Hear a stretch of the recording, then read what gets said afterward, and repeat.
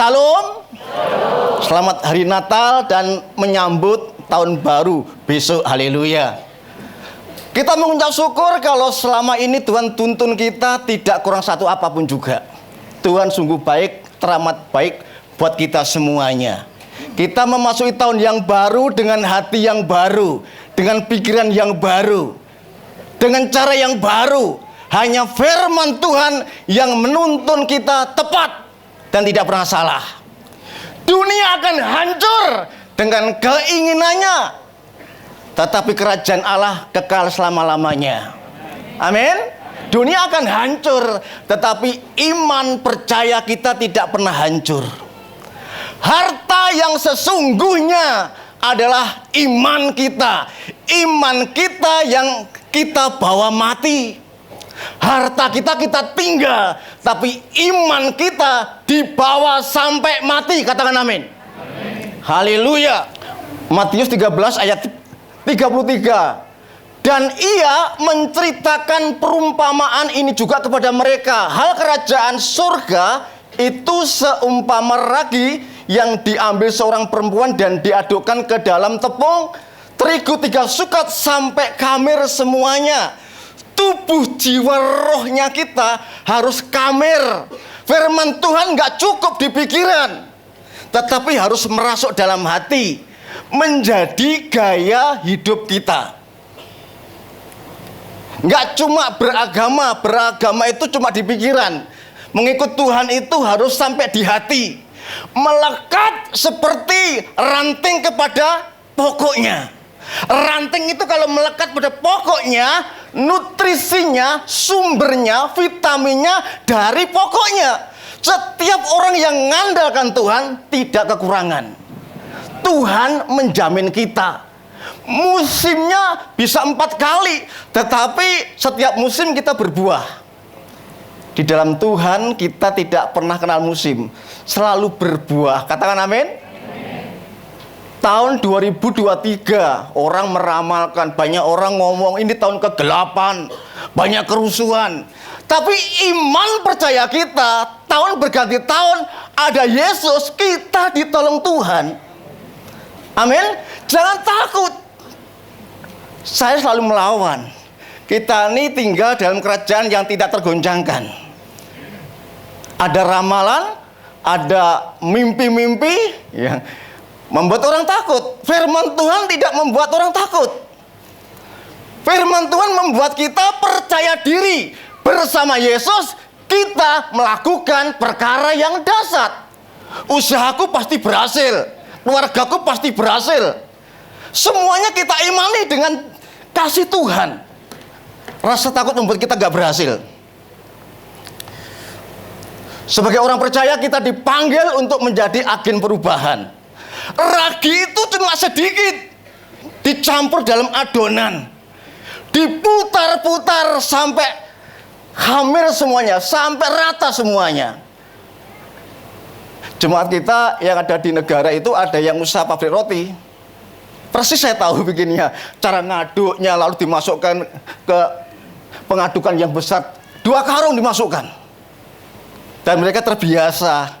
Ukurannya tahu persis, diputar-putar, lalu dibentuk roti, dimasukkan ke ruang kedap, ruangnya hampa.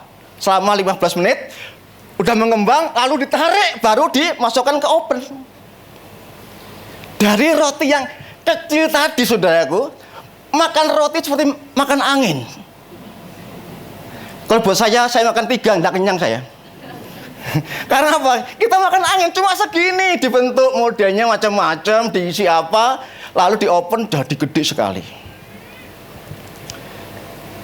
Mungkin kita maunya nggak ada masalah, tapi kita diaduk-aduk oleh Tuhan, amin. Supaya apa? Supaya kita menjadi agen yang bagus. Ada orang diberkati Tuhan, usahanya lancar, laris, tetapi dia tidak menjalankan perintah Tuhan. Saat Tuhan Yesus kepanasan dengan para muridnya, dia berteduh di pohon ara. Pohonnya rindang, daunnya rindang, tapi nggak berbuah. Tuhan marah. Saat kita diberkati Tuhan, kita punya tanggung jawab. berkat itu sebagian miliknya orang lain. Katakan amin. Apa yang kita punya itu sebagian milik orang lain. Apa enggak rugi, Pak? Tidak. Hukum firman Tuhan, barang siapa menabur, dia akan menuai. Kalau dia tidak menabur, tidak akan menuai. Barang siapa dia menabur dengan tetesan air mata, dia akan menuai dengan sorak-sorai.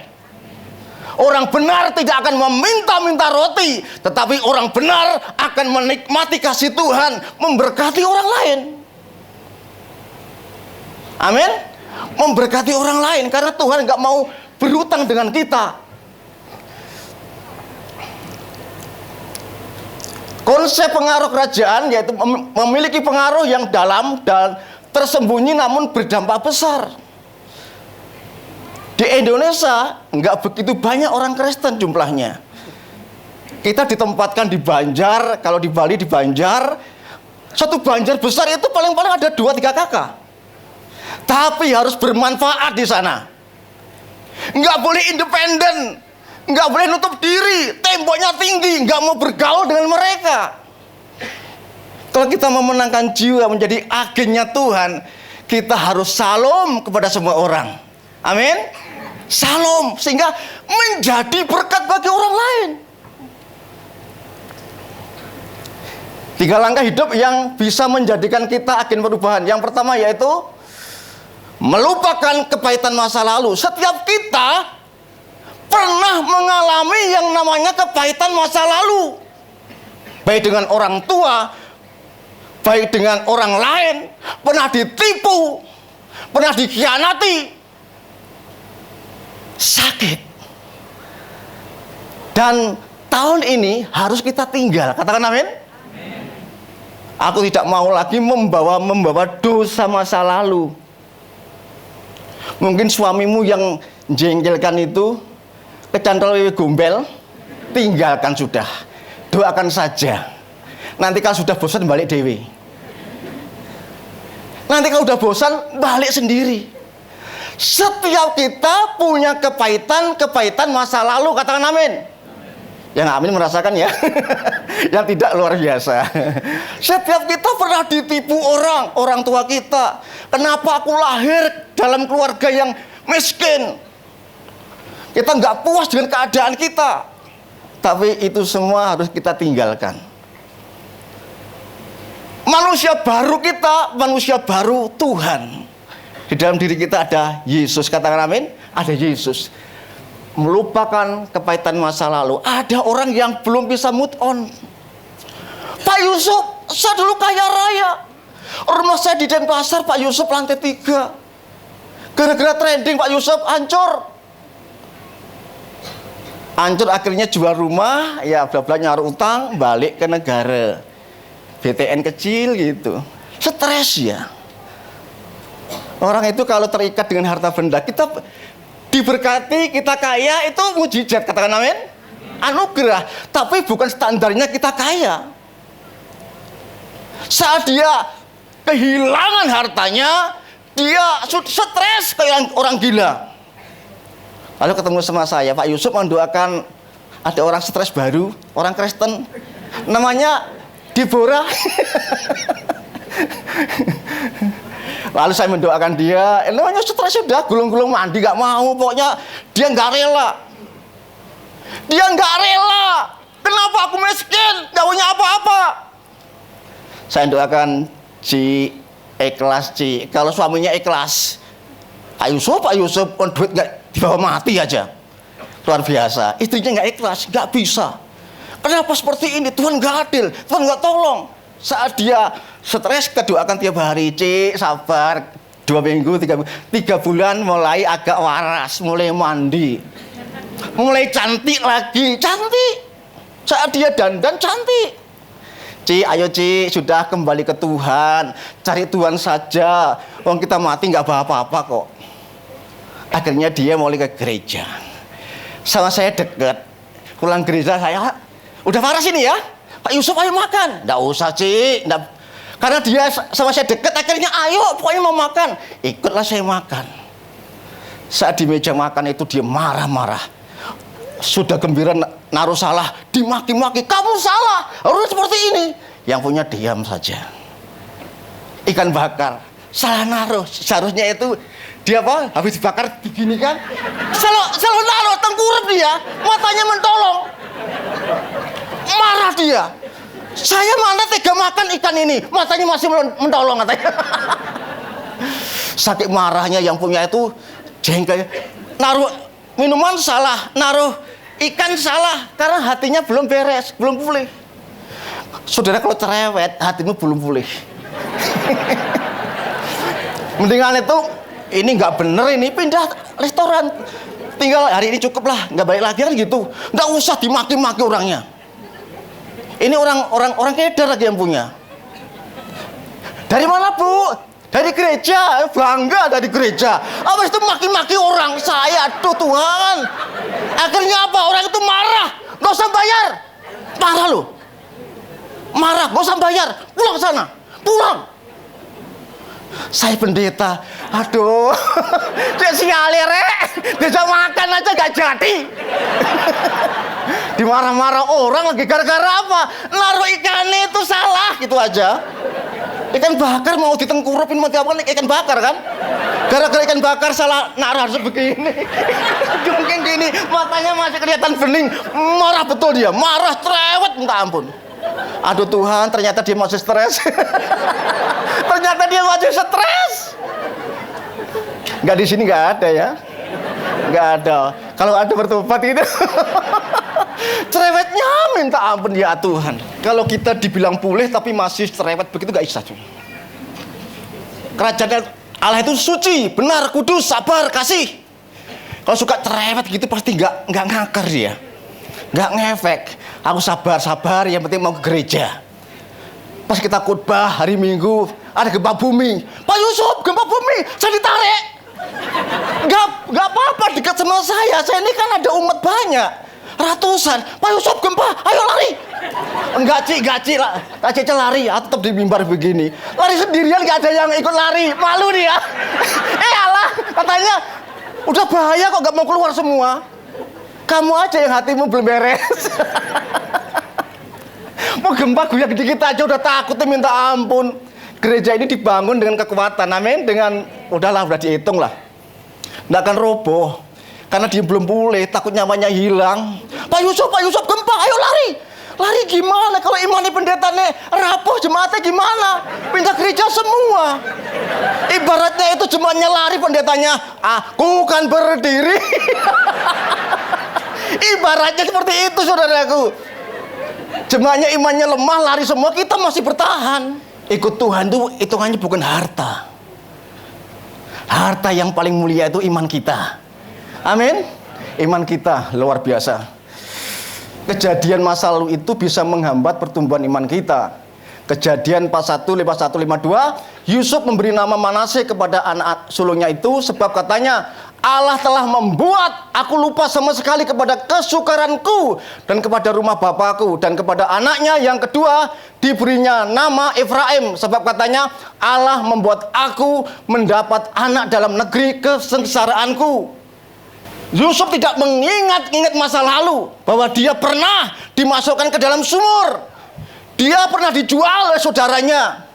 Dia dipenjara di rumah Potifar, menafsirkan mimpi, dilupakan. Yusuf nggak mengingat-ingat. Saat susah bersama-sama, saat senang dilupakan, itu biasa. Yusuf tidak pahit hati. Punya alasan, Yusuf pahit hati, jengkel sama saudaranya.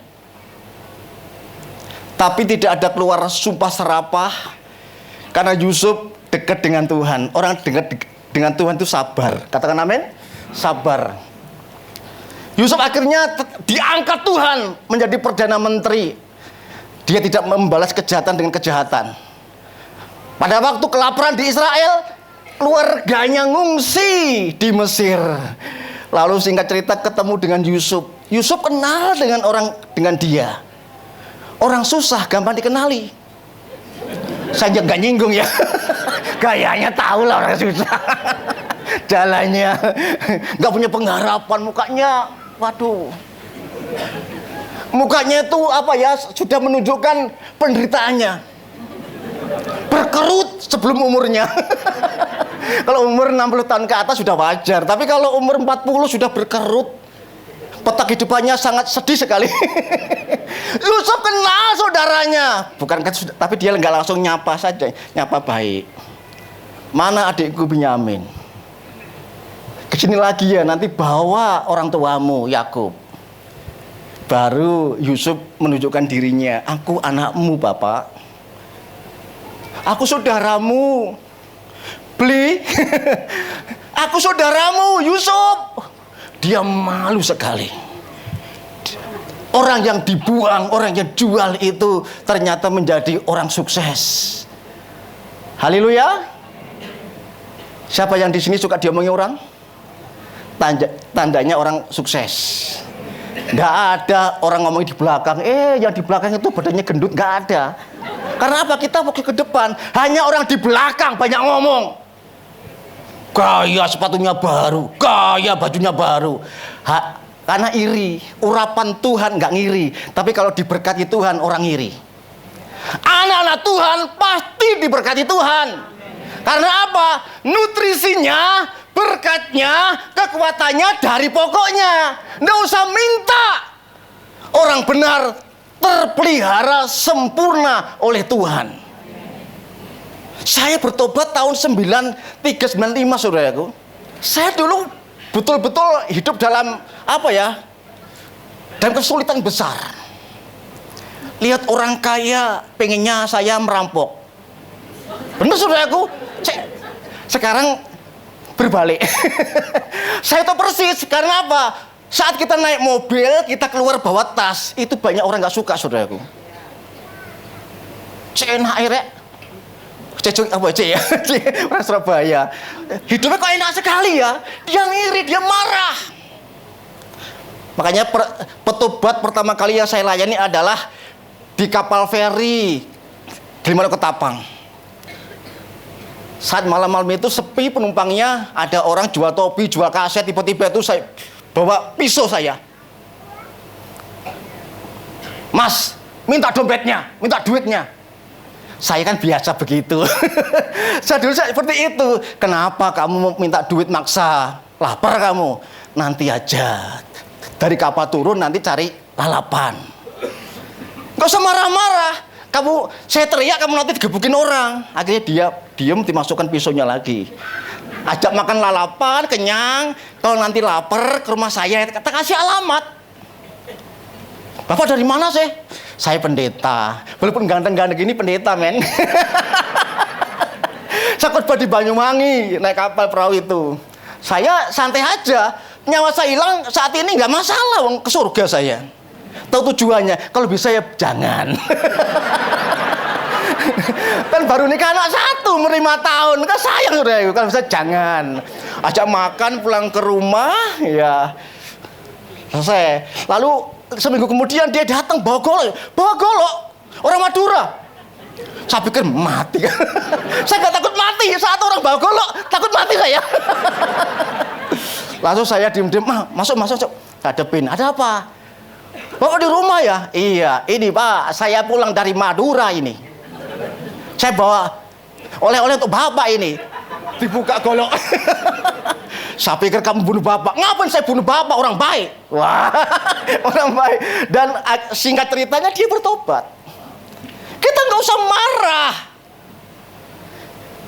Akhirnya apa? Dia bertobat. Pertama kali saya pelayanan di Gilimanuk, di ujung barat itu. Orang yang suka apa ya, mau malak saya. Bertobat kenal Tuhan Yesus. Biasanya dia gelandangan, jual topi, nggak perawatan. Akhirnya apa? Pak, minta bajunya yang rapi, minta celananya, sepatu. Persis saya, nggak dasinya. Jalan kaki dari pelabuhan ke gereja, pakai dasi, men. Oh, nggak ada orang segila dia, nggak ada. Namanya siapa? Nurman. Man, boleh pakai dasi nanti di gereja saja. Udah, anak Tuhan ini, Pak. Jalan kaki 1 kilo sudah lebih. Teman-temannya, mana man? Nah, gereja, anak Tuhan ini. Sama orang stres gini, orang dunia kalah, saudaraku. Kalah. Saya ketemu banyak orang stres soalnya. Di Gilimanuk itu kan dekat pantai. Ya ada orang itu teriak, tsunami, tsunami. Apa mas? Utangku akeh. Mendingan dia mati bareng enak katanya. Sementara kita berdoa supaya dilewatkan dari bencana, ada orang teriak-teriak, ini orang Kedar. Tsunami, apa? Motor nyicil. Utangnya banyak. Tsunami. Kabeh mati, adil katanya. Banyak orang stres saudaraku. Orang miskin itu stres. Makanya kita harus berkati Tuhan. Banyak orang di sana itu stres dengan hidupnya. Yang kedua, menghidupi nilai-nilai prinsip-prinsip kerajaan Allah. Cara kita menjalani hidup yang saleh adalah dengan melakukan kehendak Allah, menjadi teladan baik, tulus melayani, menjalin hubungan dengan sesama, dan tidak memikirkan diri sendiri. Fokusnya kepada orang lain berubah. Kalau kita beragama, fokusnya kepada diri sendiri. Saat kita percaya Yesus, fokus kita adalah ke orang lain. Saya berpakaian seperti ini untuk siapa? Saya berpakaian seperti ini untuk orang lain. Orang lain supaya nggak jijik gitu loh. Saya tiba-tiba, saya nggak mikir orang lain saudaraku. Saya khotbah santai saja, celana pendek, udah hitam. Orang kan jijik saudaraku. Saat kita ini berdandan, kita berdandan untuk orang lain. Suamimu supaya senang, kamu anggun, kamu cantik. Terkadang istrinya udah dandan cantik, suaminya diem saja, pura-pura nggak tahu. Akhirnya apa? Minta perhatian di luar. Ada istri itu kalau suaminya pergi seneng sekali. Mana apa? Ke Jakarta. Berapa hari? Seminggu. Seneng dia. Bajunya disiapin. Karena apa? Dia di rumah tukang marah. Orang Kristen namanya bagus, tapi marahnya bukan bagus. Saat dia nggak ada, istri dan anak-anaknya senang sekali. Nggak ada di sini, nggak ada ya. Kalau orang benar itu kehadirannya sangat ditunggu. Nggak ada suamiku kok rasanya kok ada yang kurang. Nggak ada istriku kok ada yang kurang. Itu yang benar. Kita tidur enak di hotel, nggak ada istri, nyaman nggak? Nggak nyaman. Makan enak sendirian, nggak enak. Karena kita sudah pulih, katakan amin, sudah pulih. Mendingan makan Indomie berdua dengan istri. Dan disertai dengan apa? Dengan senyuman. Buat apa makan daging, makan yang enak-enak, tapi disertai dengan kemarahan. Rasanya nggak enak, saudaraku. Jadi cara menjalani hidup yang saleh adalah dengan melakukan kehendak Allah, menjadi teladan yang baik, tulus melayani, menjalin hubungan dengan sesama, dan tidak memikirkan diri sendiri. Nggak sibuk bangun reputasi, nggak sibuk selebrasi. Kita pilihan Tuhan, dipilih dari sekian miliar orang. Saudara dan saya pilihan Tuhan. Ganteng-ganteng gini pilihan Tuhan. Katakan amin. Haleluya. Sudah pulih. Aman saudaraku. Yang terakhir saudaraku, yang ketiga yaitu tetap hidup dalam kebenaran. Apapun keadaannya, kita tetap tinggal dalam firman Tuhan, jangan keluar. Yohanes 8 ayat 32, dan kamu akan mengetahui kebenaran, dan kebenaran itu akan memerdekakan kamu. Maka mengapa kita harus hidup benar? Hidup benar banyak berkatnya. Amin. Hidup benar banyak berkatnya. Benar sesuai firman Tuhan. Baik berkat dari Tuhan maupun berkat dari sesama. Kita nggak usah minta sama Tuhan, Tuhan tolong. Orang benar nggak usah minta pun Tuhan sediakan. Kemarin saya habis khotbah di Tabanan pulang ke negara. Saya punya istri, Pak ini gimana? Apanya? Dikasih ikan segar 2 kental lebih. Gede-gede lagi. Saya, Pak, kita 2 aja udah pusing ini makan. Terus gimana? Ya, saya bingung. Ini harus habis. Jadi saya ini pulang khotbah bukan istirahat, ngopi dulu. Bingung ini. Ini kan kalau nggak dibagi, busuk. Saya beli es batu. Akhirnya kita pikirnya simpel aja. Ada panti asuhan. Telepon semua. Datang ke sini. Ya, 5 jam habis ya. Jemaat yang mau ke sini. Ada berkat ikan. Yang pengen cepat merapat. Nanti kalau habis jangan tanya. Kadang-kadang udah habis, Pak, ada Pak, udah habis. 5 jam waktunya. Kalau ada berkat gratis kan cepat, saudara. Cepat merapat. Ada yang target 2 orang, itu nggak jawab. Bener, sudah habis dia datang. Pak, masih ada Pak? Kan 5 jam. Ini udah 6 jam ini. Nggak ada. Orang tidur berkatnya nggak ada. Jadi kita nggak minta, Tuhan sediakan. Apa yang tidak pernah kau lihat, apa yang tidak pernah kau dengar, itu yang akan kau terima dari Tuhan. Ikut Tuhan itu enak. Untuk langkah tahun depan ini, saudara harus melupakan kepahitan masa lalu. Haleluya. Jangan takut, bersama Yesus lakukan perkara yang besar. Lalu saudaraku harus tetap hidup dalam kebenaran. Hanya orang benar yang melihat mujizat Tuhan. Tidak hanya melihat, tapi menerima mujizat. Orang benar itu selalu ditolong Tuhan. Kemarin Natal katanya luar biasa ya, sampai